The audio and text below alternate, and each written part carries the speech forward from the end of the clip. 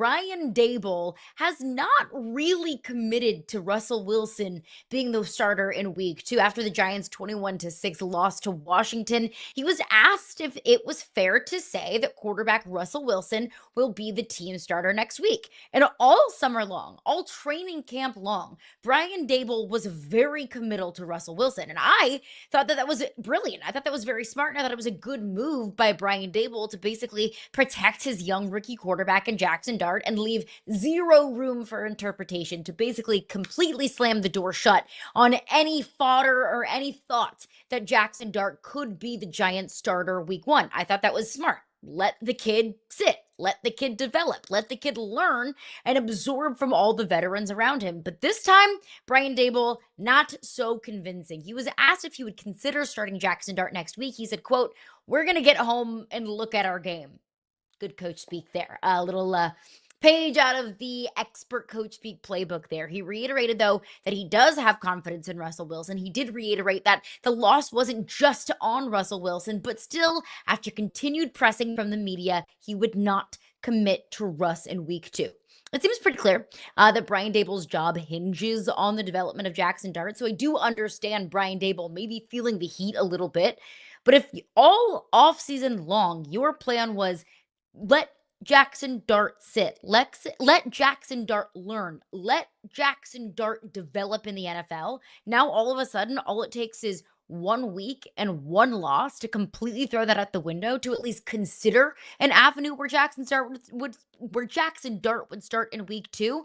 I think that is way too rushed, and I think that after all of the offseason of me praising Brian Daboll for bringing Jaxon Dart along slowly and then potentially considering Dart to start week 2, completely off base and way too much of a rush, in my opinion, Fitzy. Yeah, at the end of the day, you start Dart when he's ready to start, not when Russ sucks. So at the end of the day, in my mind, if you've only had 5 or 6 practices since you named Russ the starter, Jaxon Dart didn't figure it out in 5 or 6 practices. Be patient. Get it right, Giants fans. All right, I'll get to my first point before we get to, obviously, the game of the century. And the first point for me is same old Bucks, same old Falcons. Look, this matchup, a divisional matchup in week 1 that meant so much and could mean so much to playoff seeding, came right down to the wire. And at the end of the day, the Falcons found a way to lose. The Bucks found a way to win, and that's what both of these franchises always do. You weren't paying attention to this game unless you're a mega fan of both teams, but I was. And what did we see? We see late in the game the Falcons just need a stop, and Baker Mayfield goes down the field and absolutely reminds us that Emeka Egbuka is going to be a star from day 1. They get a touchdown. It looks like the game's over, but no! They miss an extra point. It's only a 3-point game. The Falcons get the ball back. They drive down the field. Penix is going to have his defining big moment, and what do? One of the more reliable kickers in the league simply shanks it, misses the game-tying kick, and all of a sudden we end up here. The Buccaneers get a 23-20 win. And it's only one game, but it's not only one game, because when you start with the divisional opponent and you are presumed to be the 2 best teams in your division, it's really like a game and a half, as we talk about all the time, because it gave you a little bit of an edge in the tiebreaker. Most importantly, it gives you an edge in mentality. The Buccaneers did what they know how to do in this situation, even with yet another offensive coordinator. Let's remind the world, and we like to talk about it when quarterbacks suck. We like to talk about how many offensive coordinators they've had. Well, Baker Mayfield, for the 3rd consecutive year, has a new offensive coordinator. Going to take a second to get together. Well, it didn't. It took about a half of football before the Buccaneers figured it out, started to get right, even with injuries. And the Falcons had their moment, and instead, the Falcons falconed. And it leads to this mindset of, here we go again. If I feel it, if Falcons fans feel it, you cannot tell me they don't feel it in that locker room. They don't understand that, yet again, this is just what happens. Good teams find a way to win. Bad teams find a way to lose. These games are decided in the margins. And what we learned in 1 week is that the Falcons still don't know how to win games in the margins. All right, let's get to our top point, because it was an instant classic. The game of the day, the game of the year, the game of the millennium, the game of the century. I don't know. There is no such thing as overhyping what we saw, mostly because it kept us up till 1 in the morning on the East Coast. Come on now. We had the Ravens taking on the Bills in the Sunday night matchup, and for the first time since 1991, that's not a mistake, for the first time since 1991, a team was trailing by 15 points with 4 minutes to go and won the game in regulation. Have some faith next time is what Josh Allen says, because we watched the Ravens absolutely implode and we watch Buffalo absolutely tear it up. Caroline, I keep looking at this saying, my God, the growth we saw from Buffalo in the fourth quarter. I spent 3 quarters screaming they need a wide receiver one. And then I spent the fourth quarter saying, no, they don't. They got a cheat code, and his name is Josh Allen. The cheat code of Josh Allen is 1-0 thanks to just an absolutely mammoth MVP game. Yeah, I mean, this second half, I mean, I even got to the point, so I just moved to the Eastern time zone, so I'm still adjusting to games Sorry. starting at 8:30 in the afternoon. I will learn. But I thought, I think this game feels over. Like, the Ravens have a double-digit lead. Like, do I just want to go to bed? And then I thought, no, of course, I'm not going to do that. It's the first Sunday Night Football of the year. Of course I'm not going to bed. And I'm really glad that I didn't, because then I would have missed out on an all-time performance from Josh Allen. And look, it's not like that Bills offense was hitting on all cylinders in the first half. It was stagnant at times. It sputtered at times. It felt like at times that Ravens defense was just too much for the Bills to consistently put scoring drives together. But in the second half, everything was firing, whether that was the Ravens defense taking their foot off the gas or if it was the Bills figuring things out and making those halftime adjustments. I would like to say the truth is probably somewhere in the middle, but Josh Allen just absolutely came alive in the second half. And if you're waking up in the city of Buffalo today, or you're waking up like our producer Josh as a Bills fan today, you have the same feeling that Chiefs fans have probably had for a very long time with Patrick Mahomes. And that is, as long as our guy has the ball in his hands, I don't care what the score is. We trust him. Like the F it, Josh Allen's got us kind of feeling that Chiefs fans have had for so long. And look, I'm not saying that Josh Allen is Patrick Mahomes, but Patrick Mahomes has a certain kind of clutch gene that differentiates him from the rest of the quarterbacks in the National Football League. We saw that kind of clutch gene from Josh Allen last night that I think can give Bills fans any sort of feeling of relief, any sort of feeling of comfort in any situation, whether it's throughout the rest of the regular season or more notably in the postseason. I know we're only in week one. I know we have a very small sample size, but based off of what we saw in 1 week, there's a certain level of confidence that every Bills fan should have and probably has had with Josh Allen, but it was on full display against one of the best teams in the National Football League last night when it mattered most. I think that week one overreactions are part of culture, and most of the time they're just dumb. I don't think there's such a thing as an overreaction to what Josh Allen did last night. You're talking about a 29-year-old quarterback. And I just remind you, 29-year-old quarterback, because we saw some other quarterbacks that were 40 go out there and crush it over the weekend, right? So you're talking about a 29-year-old quarterback that just took the ball in his hands and said, nah, we're good. You're talking about a Bills team that put 41 on a Ravens defense that was supposed to be pretty good, a Ravens team that I thought would be the best in the AFC this year. And you're talking about a Josh Allen that makes defenders make decisions. And I watched last night's game, reminded that quarterback play right now in the AFC is at its best when the quarterback puts the defender in the situation where they have to pick their poison. The number of times Josh Allen would start to run around and you would watch the Ravens defense try to figure out how they were going to manage him. And the minute they made a decision, okay, we're going to go after Josh. What would Josh do? He'd flick it up. Now, I don't want to get this twisted. The Bills got a little lucky. It's better to be lucky than good. Certainly, when you have a tip drill that lands in the arms of Keon Coleman for a touchdown, nobody saw that coming. And certainly, I wouldn't plan most of the time on winning the game because, in part, Derrick Henry fumbles the football. But in order to take advantage of that, you have to be capable. What I saw through this game, I mentioned Keon Coleman, like Palmer. You saw guys rise in that fourth quarter. And that, to me, is the biggest key. When you see the game is on the line and somebody's got their back up against the wall, and all of a sudden you are in a corner like a prize fighter in a boxing match. You are in the corner, and you have to box your way out of it. Josh Allen took the punches for 3 quarters. They were down by 15, and he never once changed. He stayed so consistent, Caroline. And then when they needed those big plays, was so calm through that moment. I walked away from it more impressed than ever. You're talking about 2 MVP candidates, and we knew this was going to be an epic battle. You're talking about 2 former MVPs in this league. I just felt like Josh Allen rose above with a level of calm that is going to stick in my head, because later this year, when they're down late in the game, he can look at that entire sideline and say, y'all, we've been here against a better team. We're going to be just fine. And he's right. You are hard-pressed to find a more dangerous player in the NFL when the Bills' offense starts to get up tempo and when Josh Allen is on the move. than Josh Allen. Like that Bills offense, I felt like really started to find its footing and really started to be able to go up tempo a lot more in the second half than they did in the first. And you just saw Josh Allen settle in and start to do his thing. It's like watching a magician, start to do his tricks. It's like you saw Josh Allen really start to find his groove and start to do what he does best. And like you said, like when he is on the move, you could tell with the Ravens defenders, which I think is going to be a very good defense.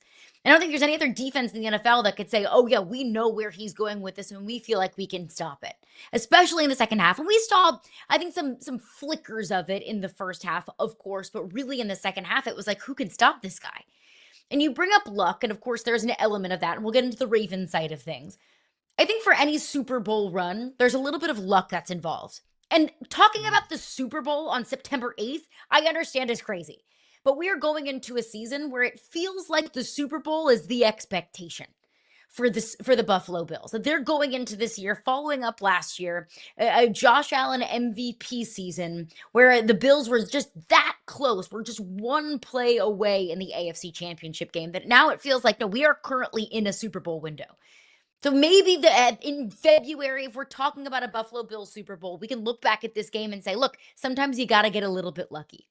And I also think, we talked last week about Sean McDermott potentially being on the hot seat, that if the Bills fall short of the Super Bowl, will Sean McDermott, find himself looking for a new job at the end of the season? And I do think that is incredibly premature. But last night, I think that we saw why Sean McDermott is the head coach of the Buffalo Bills, because that team never felt like they tucked their tail between their legs. That team never felt like they just threw up the white flag or threw their hands up and said, well, we're down 2 scores against this Baltimore Ravens team. There's no way we're going to come back. That was a team that just continued to fight. And that kind of fight and that level of tenacity and fire that you play with, even down, 2+ scores, even down double digits in the second half, I think would be something that we could praise even if the Buffalo Bills did not find themselves in the win column this morning. So I have to give a whole lot of credit, not just to Josh Allen, but to that coaching staff as well, that culture on that Bills team, that they will not quit. I agree wholeheartedly, but part of this also comes down to the meltdown portion of this from the other sideline. If I'm going to credit McDermott, then I think it's fair to look at Harbaugh and say, what the hell did you just let happen on that field? And look, it's never one person or one play, right? We have to acknowledge that. But when systematically there are several people with several plays that make mistakes, we look at the coach. This is the 17th fourth quarter lead for Harbaugh. I mean, you start to think about that. Baltimore's the first team. 17th fourth quarter double-digit blown lead, Fitz. 17th. Like, let that sink in. That is so devastating if you're a Ravens fan. Look at the stat line you see on the screen here, too. Baltimore scores 40-plus, rushes for 235 in a loss. Now, again, you had a weird tip pass in the end zone. Fine. Let's stack that. You had Derrick Henry fumbling the ball, which we all know is incredibly rare. And I don't want to take away from the fact that they're not even in that situation if Henry isn't absolutely epic and mind-blowing, which he was. But he fumbled when they needed him most, right? You've got defensive pass interference calls left and right that were good calls. Ravens fans, you can't yell about it. They were good calls. Like, your defense fell apart. You look at the number of things that went wrong for the Ravens in the last 6-7 minutes of this game. It's epic. So you just said, and I think correctly, that I walk away with so much faith in Josh Allen's ability when the game's coming down to the wire to figure out how to win it. That's fair based on week one. Based on week one, it's also fair to turn around and look at the Ravens and say, can they do the same? Do they have the wiring to win a game like this? Because the implosion of the Ravens has to be part of this conversation. Not taking anything away from Buffalo, but certainly a lot of this has to lie right squarely at the feet of Harbaugh and the Ravens. And we have to be asking ourselves, are they truly one of the best teams in the AFC if they can't win a game like this that you absolutely have to win? I think both things can be true. The Ravens are one of the best teams, not just in the AFC, but in the NFL. but they're still so incredibly difficult to trust. And their postseason record is part of that. And last night, that was the perfect example of why the Ravens are so difficult to trust. And I think that's a different conversation. When people say, well, the Ravens can't win in the postseason, it's not that they can't, it's just that they haven't under Lamar Jackson, right? And this is why it is so hard to trust this Ravens team. Because, you mentioned the Derrick Henry fumble. There was a 27-yard DPI on 4th down in the third quarter that led to a Bills touchdown. There was the missed extra point. Well, you lost by 1. So that 1 point looks really, really attractive now, doesn't it? So those are all teeny tiny little things that show up in a big way when your margin for error is so slim against teams like the Buffalo Bills. And I think it's also important to point out when we talk about the trust factor, because this isn't just a Ravens thing. It's not a Lamar thing. We just saw it, 17 blown double-digit fourth quarter leads by Harbaugh. This is a Harbaugh thing as well. Not just this team. It's not just getting unlucky every once in a while. I think it's also important to point out the Ravens' final possession of the game, right? They go into the final 2 minutes of the fourth quarter up 40-38. They run it once with Derrick Henry for a yard. And then it's 2 pass plays, and then they punt on 4th and 3. It's really easy for people like you and me, Fitz, to get up here in front of a microphone on Monday and critique a decision just because it doesn't work. I have a personal philosophy, though, that just because something doesn't work doesn't mean that it was a bad decision, and vice versa. Just because something worked doesn't mean it was a good decision. In the moment, I'm looking at it when you just need to hold on to the football. We need to chew clock. And if you give the ball back to Bills, a field goal wins it. Like, it's not even just overtime. A field goal wins it. And you decide to run it with Derrick Henry one time with the ball in your hands when Derrick Henry is averaging 9 yards a crack, and then you punt it away on 4th and 3, you're not even going to give yourself an opportunity on 4th down? Like, if the Ravens ran the ball, run it, the Bills get the ball back, they end up kicking a field goal, and they still end up winning the game. I think that I can sleep a whole lot better at night knowing that I put the ball in Derrick Henry's hands when he's running it like a freaking maniac. I also feel like Todd Monken, the offensive coordinator for the Ravens, in these situations has to have creative play calls that do exactly that. I don't think it's necessarily just I give the ball to Derrick Henry and pound it up the middle and hope that everything's there, because certainly the Bills know it's coming. But those holes have been created. Running against a stacked box was a huge part of how Derrick Henry got his yards. And I thought Collinsworth did a beautiful job on the broadcast of pointing out that the Bills were stacking the box so heavy that if they didn't hit him right at the line, he was busting through for 20, 30, 40 yards. So certainly they can execute through that stacked box. But where was the, oh my God, I can't believe they did that out of that formation? That's where offensive coordinators get paid, is the, wow, I can't believe from that formation they did that thing that got them those yards. It's scheme, and I wanted to see better scheme towards the end. It was a meltdown for the Ravens. It was an absolute epic conclusion for the Bills, and it gave us the game of the millennium.